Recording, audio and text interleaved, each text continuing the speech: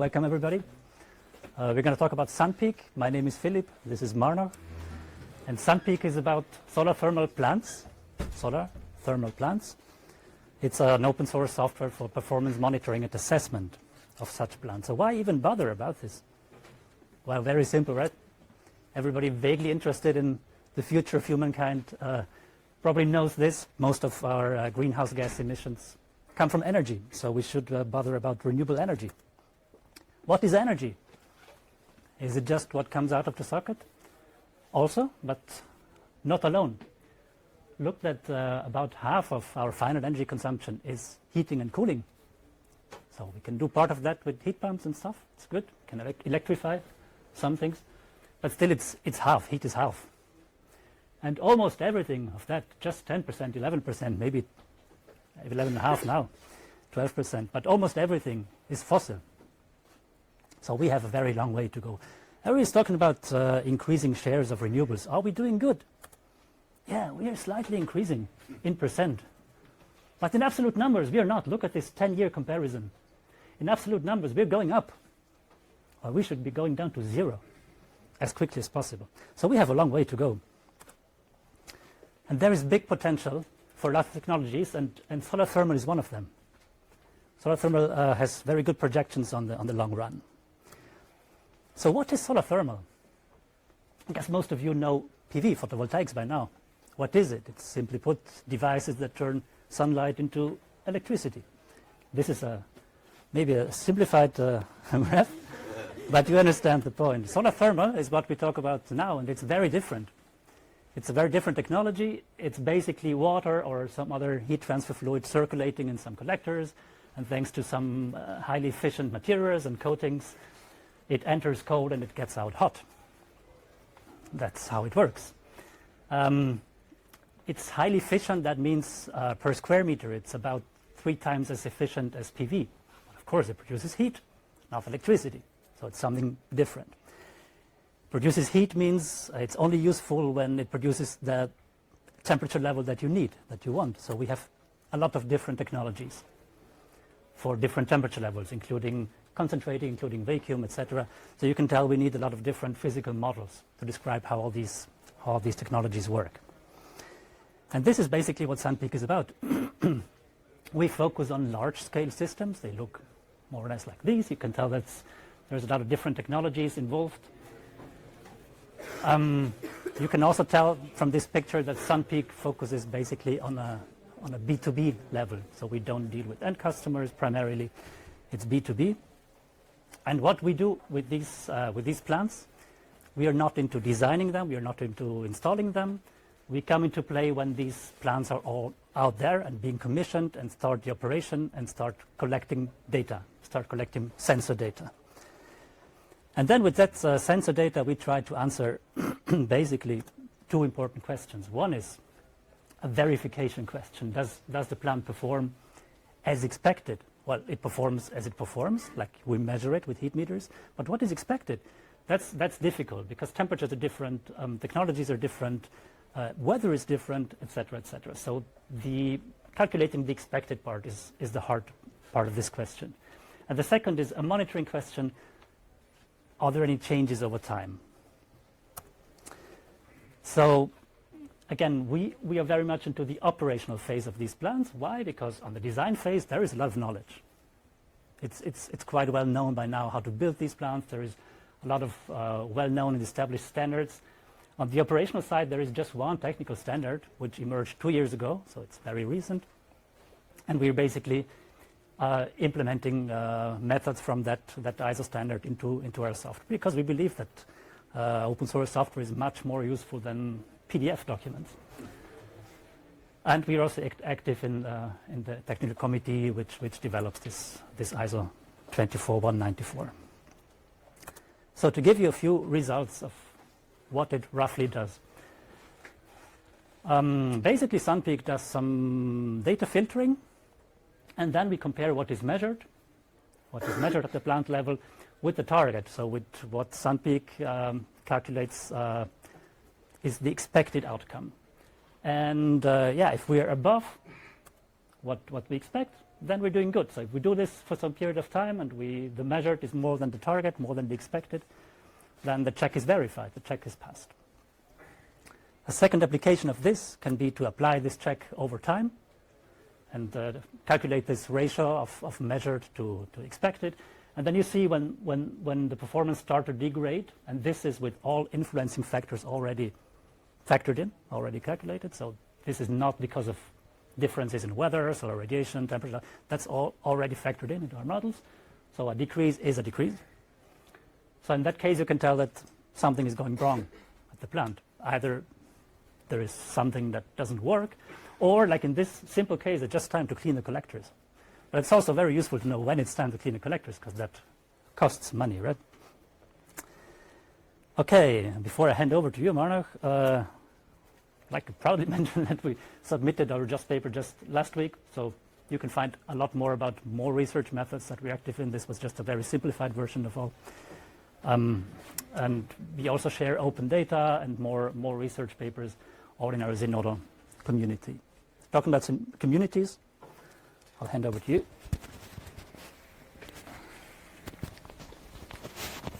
Marnach comes from Scotland and will explain everything in proper English.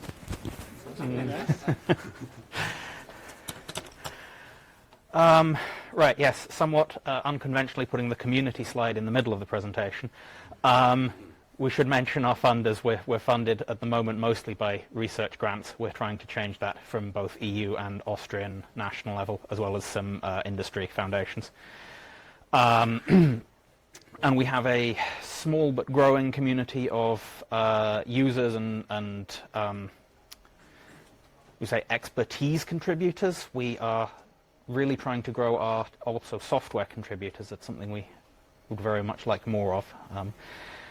From mostly academia at the moment, with one or two industry users. Yeah. Yes, so the project was initiated by ourselves as a research institute, and then 4 commercial partners who operate in the space. So we've been very close to the actual industry for the entire duration of the project. Right.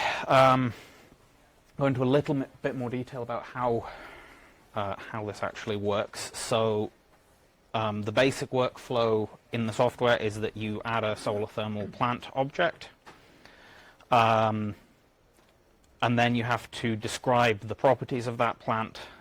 So both the overall size of the field, position, various things like that, as well as the specific model of collector that you're using. We include a fairly small database of those at the moment. We are actively working to integrate it with the sort of European industry standard database of certified solar thermal collectors. The reason picking a particular collector model is very important is that is how we calculate the expected performance.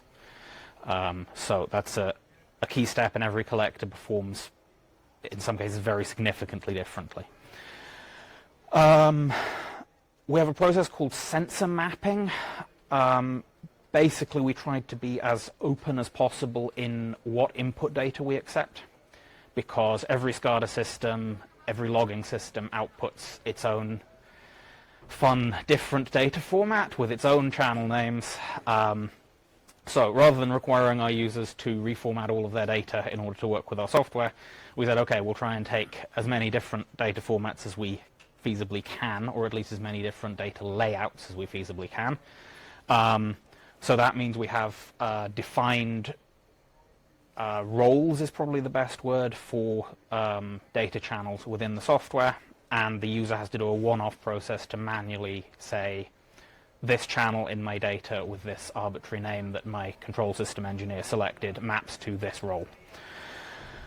Upload data, set something called the safety factor, which is something that comes from the standard and is a slightly hand-wavy deal with all of the sensor errors and losses from pipes and things factor.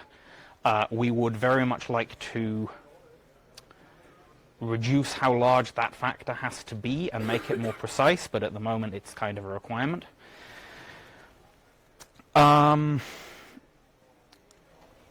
I was going to go into a little bit more technical detail. I think for time I will jump over this slide.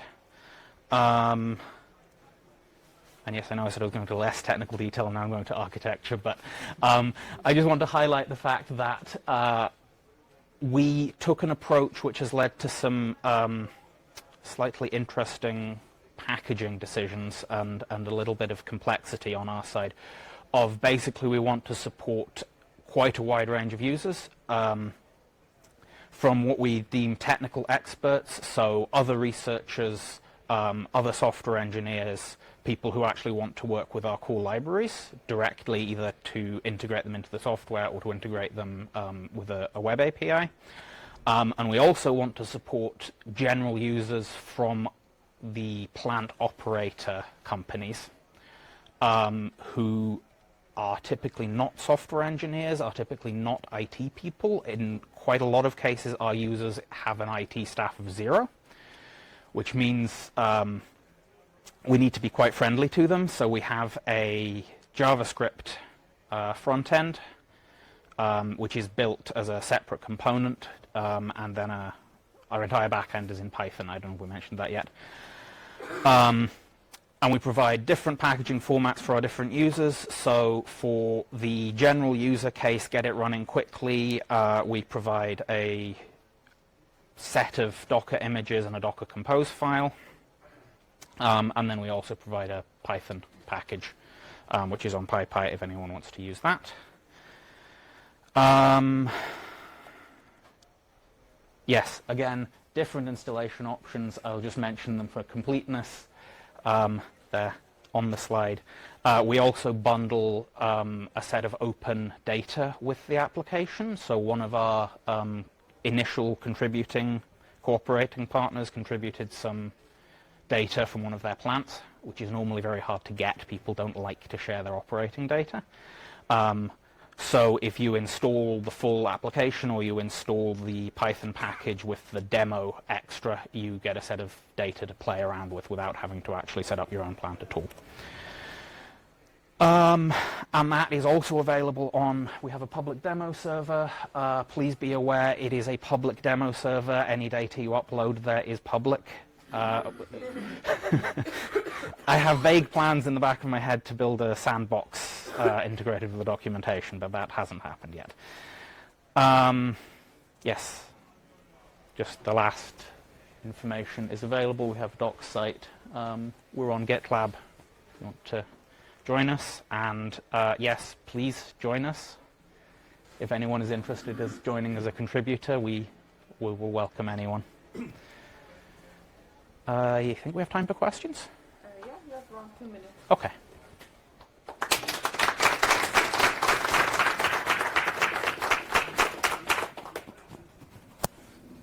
Will this actually work on household size systems? Or?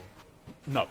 Can you please repeat the question? Sorry, so the question was, will it work on household-sized systems? And the answer is no, mostly because they tend not to have the right instrumentation. Yes, and the answer is also yes. They tend not to have the right instrumentation, but if they have, it works. Yeah. There are more methods that don't even require a lot of instrumentation. We can use satellite data for methods that we did not present today. But we're not targeting small households. Why? Because the market is decreasing a lot in small households. So we deliberately chose large installations because those are used more in industry and district heating applications. But in theory, a lot of this would also work on. So no and yes is the answer. One more question. In what granularity do you ingest sensor data? Just one sensor for the whole solar farm, or can it be per panel, or how granular? We basically take everything that we can get. We take all temperature sensors in the system. So collector fields typically have at least one inlet, one outlet temperature sensor. Sometimes they have one outlet temperature sensor per row because rows are different, so we need to control volume flows. We take thermal power output or volume flow or whatever we have. It was shown on the architecture slide. We integrate cool prop, or we interface cool prop. That's a fluid property database. We need that to calculate power. So we need to be flexible because the thermal sector is not very standardized in what we can get. And now time is up. Thank you very much.